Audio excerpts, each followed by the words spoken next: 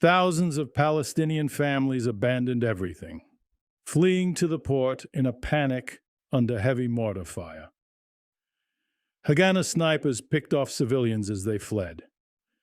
They piled onto overcrowded boats, many of which capsized, drowning dozens.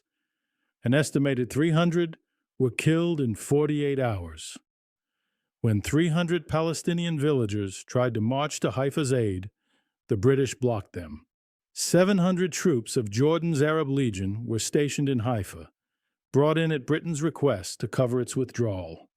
While Haifa's Arabs were shelled, sniped, and driven into the sea, the Arab Legion stayed in its barracks, doing nothing. In the final weeks before May 14th, Zionist offensives expelled over 150,000 Palestinians from Haifa, Jaffa, Tiberias, and Saft, herded thousands into barbed wire enclosures, massacred villages at Ain al-Zaytun, Abu Shusha, and Burayr, and left hundreds of towns and villages in ruins and emptied of their people.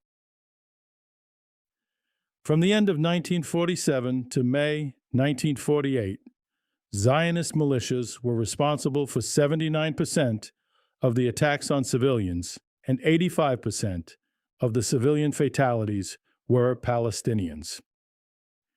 The conduct of the British forces and their failure to lift a finger to protect mandate citizens was, as many British politicians were later to admit, one of the most shameful chapters in the history of the British Empire in the Middle East. Up until that point, the Arab League's only response, aside from protests at the UN and empty rhetoric, was to fund a token force of Arab volunteers.